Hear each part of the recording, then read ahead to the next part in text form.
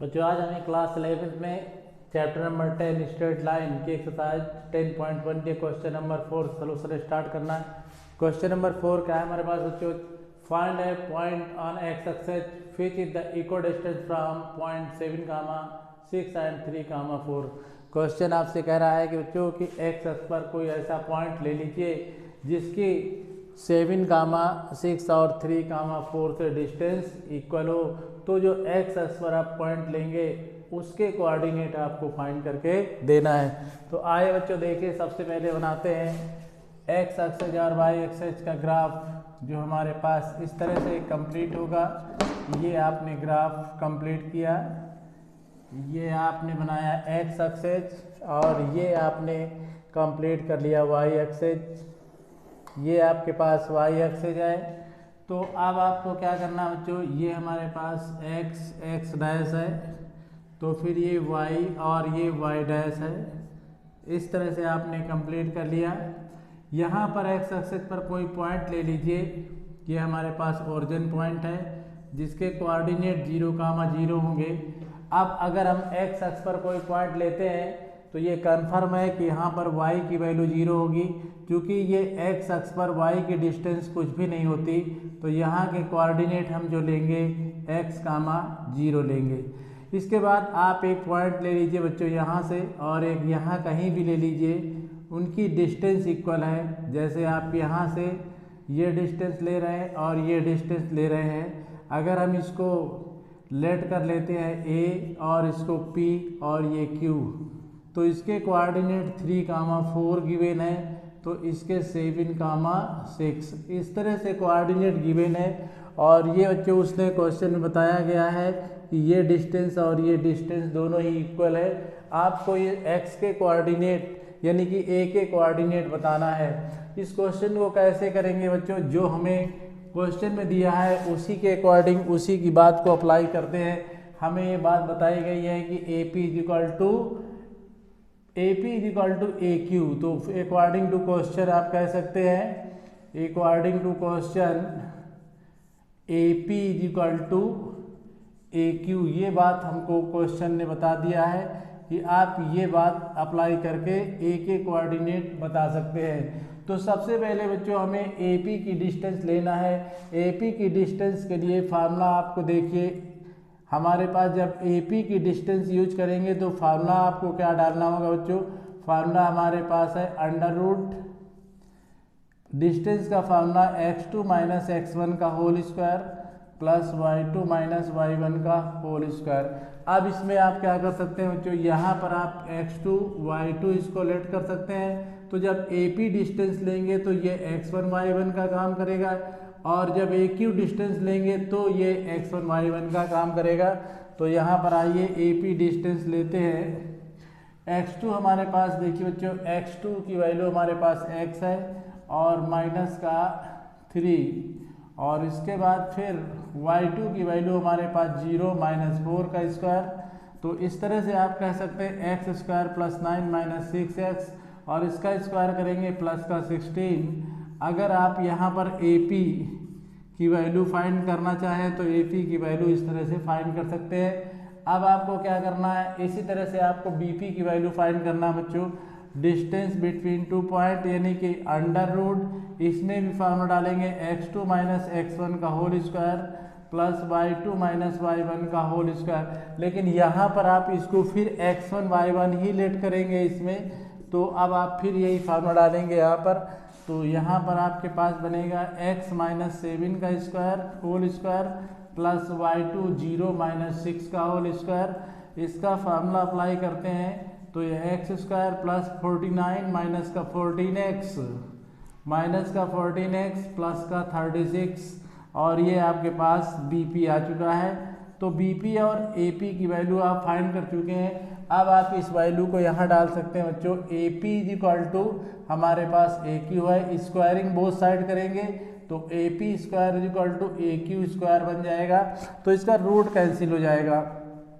तो यहाँ पर आप देख रहे हैं ये वैल्यू आपके पास एक्स स्क्वायर प्लस का 9 माइनस का 6x प्लस का 16 था, और ये अंडर रूट था, लेकिन इसका जैसे स्क्वायर करेंगे रूट कैंसिल हो जाएगा। ए क्यू की वैल्यू हमारे पास है एक्स स्क्वायर प्लस का 49 माइनस का 14 एक्स और प्लस का 36। यहाँ भी अंडर रूट है, लेकिन जैसे आप इसका स्क्वायर करेंगे रूट कैंसिल हो जाएगा, तो यहाँ पर आपके पास एक्स स्क्वायर माइनस का 6x बन रहा है और ये दोनों 16 प्लस 9 25 बन रहे हैं। यहाँ पर आप देखें एक्स स्क्वायर माइनस का 14x और इनको प्लस करते हैं तो ये 5 और ये 85 बनते हैं। अब आप इसको सॉल्व करिए, एक्स स्क्वायर से एक्स स्क्वायर को कैंसिल करिए, 14x को इस साइड लाइए, पॉजिटिव बनेगा, माइनस का 6x, 85 में 25 माइनस करते हैं, यहाँ पर 8x बनता है, तो यहाँ पर आपके पास 0 और 6 बनेगा। x इक्वल टू 60 डिवाइड में आपके पास 8 आता है और 4 से कैंसिल कर दीजिए, 4 2 जा 15 और यहाँ पर x इक्वल टू 15/2। अब आपको कोऑर्डिनेट मिल चुके हैं इसके, तो अब आप कोऑर्डिनेट क्या डाल सकते हैं इसमें देखिए बच्चों। अब आपके एक एक कोऑर्डिनेट जो है आपके पास x, 0 है, तो इस तरह से आप डाल सकते हैं 15/2, 0। इस तरह से इसके कोऑर्डिनेट आपने डन कर दिए बच्चों। क्वेश्चन नंबर 5 देखते हैं बच्चों। क्वेश्चन नंबर 5 हमारे पास है, find the slope of line which passes through the origin and midpoint of the line segment join the point P0, -4 and B8, 0। Question कह रहा है बच्चों आप स्लोप फाइंड करके दीजिए। स्लोप फाइंड करिए। सबसे पहले बच्चों देखते हैं स्लोप हम फाइंड कैसे करते हैं। क्या हमारे पास फार्मूला होता है, अगर हमारे पास बच्चों 2 पॉइंट गिवन है एज ये ए और बी, और ए और बी अगर हमें पॉइंट पता है और इसका स्लोप फाइंड करना है, तो अब इसके लिए फार्मूला हम कौन सा यूज करने वाले हैं ये बात आपको सीखना है। तो अगर हम इसमें स्लोप फाइंड करना चाहें, slope of A B, slope of A B, तो इसका formula m is equal to, slope को m से डिनोट करते हैं बच्चों, y2 माइनस y1 डिवाइड में x2 माइनस x1, ये फार्मूला हम यूज करते हैं। वैसे m is equal to tan theta भी कहीं आपको जरूरत पड़ेगी तो इस फार्मूले का भी हम यूज करते हैं, तो यही फार्मूला हम यूज करने वाले हैं। कौन सा, ये फार्मूला। तो अब आइए बच्चों जो क्वेश्चन दिया है, ये मतलब स्लोप कैसे फाइंड करेंगे ये तो बच्चों बात क्लियर हो गई। अब स्लोप क्या, एक क्वेश्चन हमारे पास क्या है उस पर वर्क करते हैं। क्वेश्चन ने हमें दिया है, देखिए बच्चों सबसे पहले आपको कह रहा है एक्स बनाइए, उसके बाद बात करिए, तो एक्स बना देते हैं, ये बना बच्चों एक्स का काम। अब इसमें देखिए पॉइंट हमारे पास कहाँ है, ये हमारे पास x और x डैश है, तो ये y और y डैश है। ये लाइन हमारे प्लस की है, ये भी प्लस की, ये माइनस और ये माइनस की है। पॉइंट हमारे पास 0, x पे 0, y पे तो माइनस, इस पे चलना है, तो इस तरह से हम यहाँ पर पॉइंट ले लेते हैं इसका, और x पे 0 होगा और y पे -4 होगा। ये हमारे पास एक पॉइंट हो गया, इसको P से डिनोट करेंगे, इसको A से डिनोट करिए बच्चों, तब आप इसको B से डिनोट करेंगे, तो ये A लेते हैं। अब B पॉइंट क्या है, देखिए x पे 8, y पे 0, तो x पे 8, y पे 0 यहाँ ले लेते हैं, 8, 0 पॉजिटिव लाइन में। इसके बाद कहता है इन पॉइंटों को आप ज्वाइन करिए, तो सबसे पहले इन पॉइंटों को ज्वाइन कर देते हैं, तो ये हमारे पास ज्वाइन करने वाली लाइन बनती है। अब कहता है आप ऐसे करिए, इसका मिड पॉइंट ले लीजिए, तो मिड पॉइंट हम लेते हैं इसका C, ये हमारे पास B पॉइंट है, C पॉइंट ले लिए। अब बच्चों हमें मिड पॉइंट के कोऑर्डिनेट फाइंड करने हैं, तो मिड पॉइंट के कोऑर्डिनेट के लिए देखिए बच्चों यहाँ पर हम ले लेते हैं, ये मिड पॉइंट है C।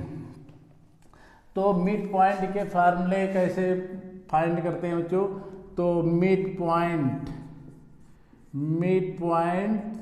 Of C, mid point of C,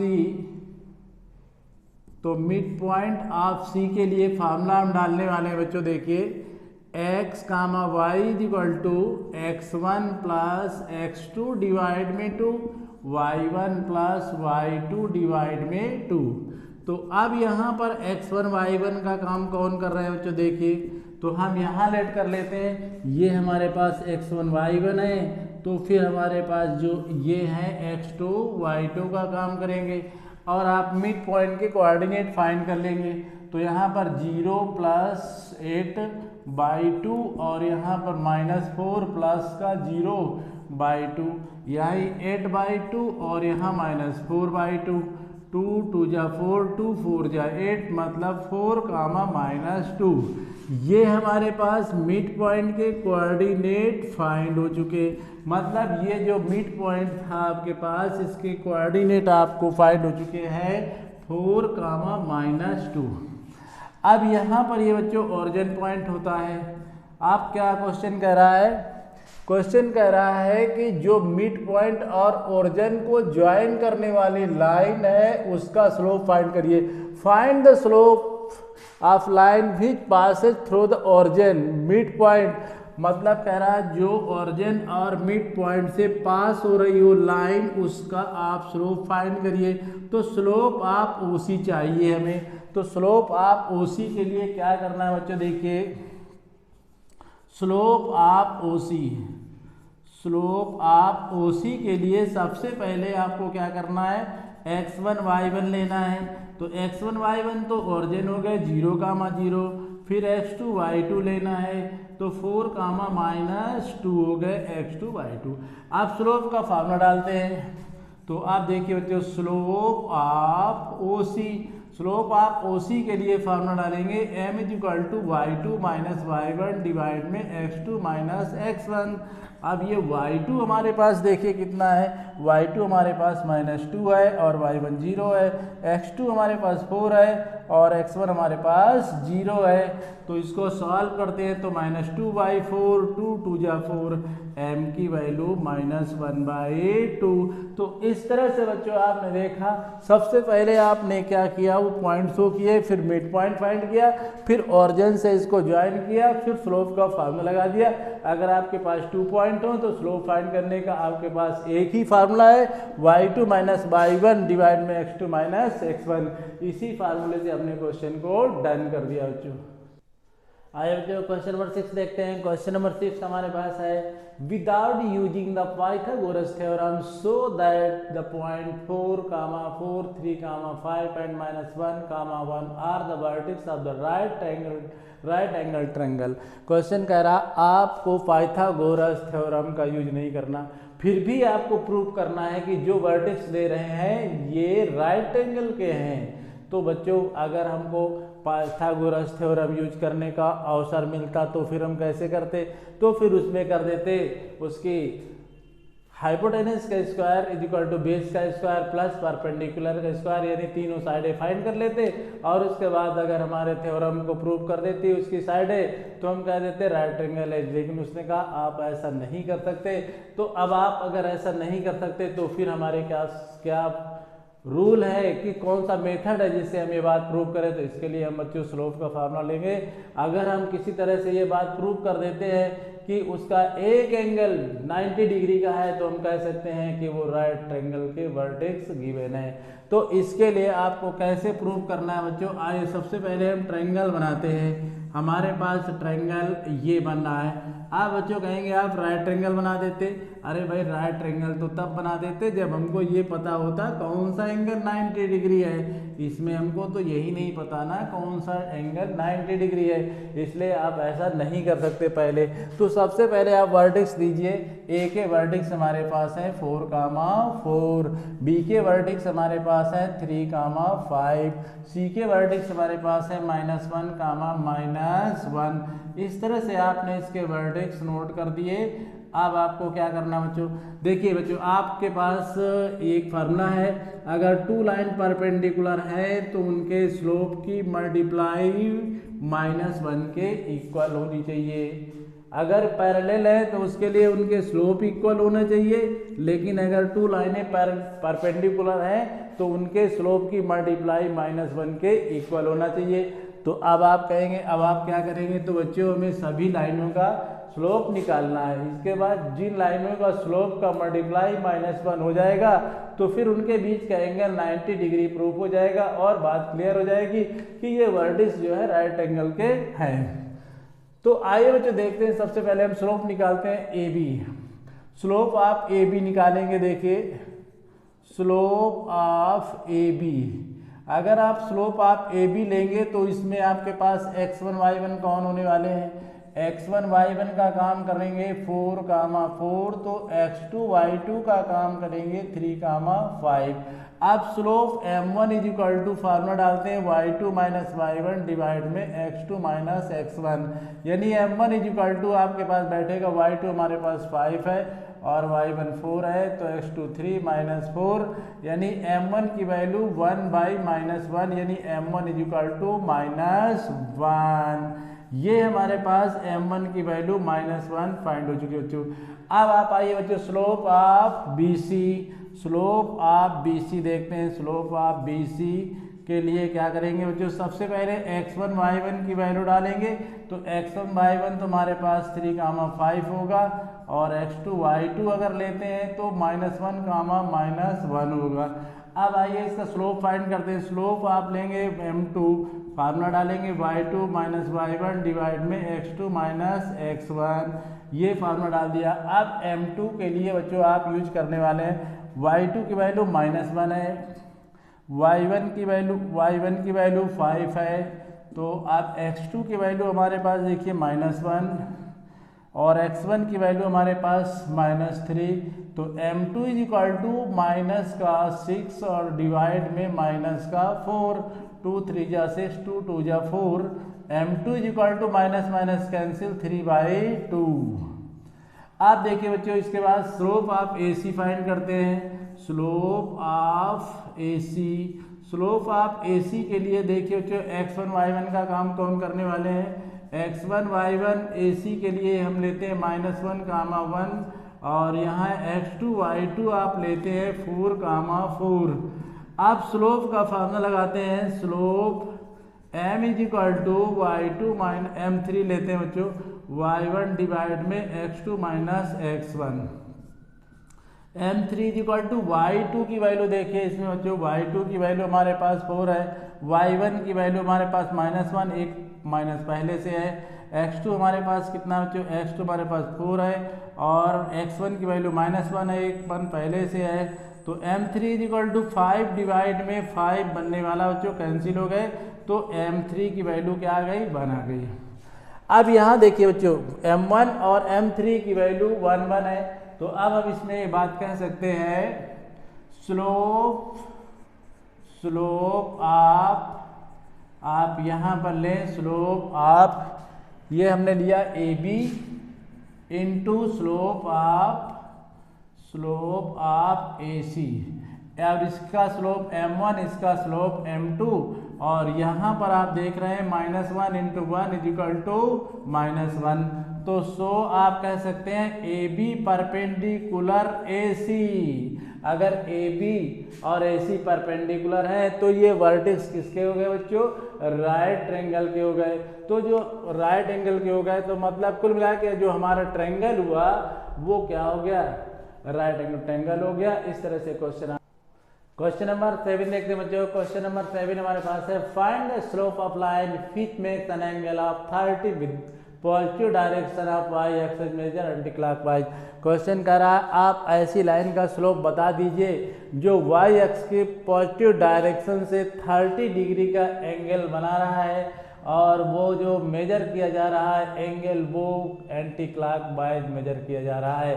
तो आइए सबसे पहले बच्चों देखते हैं कि हमारे पास एक्सेस कैसे बने होते हैं। तो सबसे पहले ये हमारे पास y एक्सेस है, तो फिर ये हमारे पास x एक्सेस है, ये हमारे पास x की पॉजिटिव डायरेक्शन है, तो ये x की निगेटिव डायरेक्शन है, और ये y की पॉजिटिव डायरेक्शन है, और ये y की निगेटिव डायरेक्शन है। ये आपने बना दिया।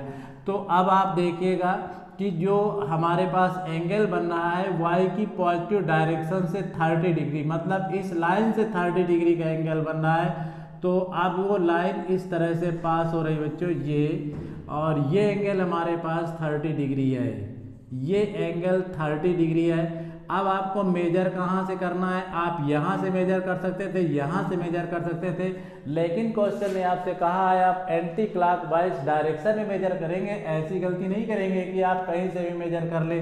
तो आप देखिए बच्चों, जो हमारे पास घड़ी होती है वो घड़ी का एंटी क्लॉकवाइज इस डायरेक्शन में होता है, क्योंकि घड़ी की सुई इस तरह चलती है ना, तो ये क्लॉकवाइज हो गई और ये एंटी क्लॉकवाइज हो गई। मतलब जो हम मेजर करेंगे एंगल यहाँ से करेंगे, यहाँ से। तो आप देखिए बच्चों, ये एंगल तो हमारे पास 90 था और ये हमारे पास 30 हो गया, तो यहाँ से यहाँ तक का एंगल हमारे पास 90 प्लस 30 हो गया। अब आपको स्लोप निकालना है बच्चों, ये हमारे पास O है और ये हमारे पास A है, तो स्लोप आप लाइन OA फाइंड करेंगे। तो अब आइए देखिए बच्चों, अब हमारे पास थीटा जो यहाँ पर है, ये थीटा हमारे पास जो बनेगा 90 प्लस 30 बनने वाला है बच्चों, ये हमारे पास थीटा है। आप स्लोप फाइंड करने का फार्मूला, पॉइंट तो हमारे पास है नहीं, स्लोप ऑफ OC लेना है। अब हमारे पास जब पॉइंट नहीं होते तो स्लोप हम कैसे फाइंड करते हैं बच्चों? तो ऐसी कंडीशन में स्लोप फाइंड करने का फार्मूला होता है m = tan थीटा। तो m = थीटा की हमारे पास वैल्यू है 90 प्लस 30। अब आपको बच्चों देखिए, अगर 90 प्लस 30 मतलब 120 की वैल्यू पता है तो ठीक है, अगर नहीं पता तो आप चेंज कर लेते हैं। देखिए बच्चों, 90 प्लस 30 किस क्वाड्रेंट में गया? सेकंड में गया। सेकंड में क्या होता है? tan निगेटिव होता है। अब ये 90 है तो चेंज हो जाएगा, किस में चेंज होगा? क्वाड में चेंज होगा, तो कितना आएगा? cot 30 आएगा। cot 30 की वैल्यू आपके पास कितनी होती है? √3। तो फिर m की वैल्यू कितनी मिल गई? -√3। तो स्लोप आपको कितना मिल गया? -√3। यही तो लाना था आपको। तो ये उस कंडीशन में आपने स्लोप निकाल दिया जब आपके पास पॉइंट नहीं थे। अगर आपके पास पॉइंट होते तो फिर आप ये कंडीशन यूज नहीं करते। अब आपके पास ये कंडीशन है। यहाँ पर मेन बात बच्चों, ये क्लॉकवाइज था। ये आप घड़ी की सुई आप किधर वाइज चलती है तो ये क्लॉकवाइज है, ये क्लॉकवाइज था बच्चों, क्लॉकवाइज। अब आपको लेना क्या था? एंटी क्लॉकवाइज लेना था, एंटी क्लॉकवाइज लेना था। तो एंटी क्लॉकवाइज में आप इस डायरेक्शन में मेजर करेंगे, इसलिए ये आपने मेजर किया है। तो इस तरह से ये क्वेश्चन आपको बच्चों डन हो गया और एक्सरसाइज के क्वेश्चन नंबर आपने 4, 5, 6, 7 डन कर लिए।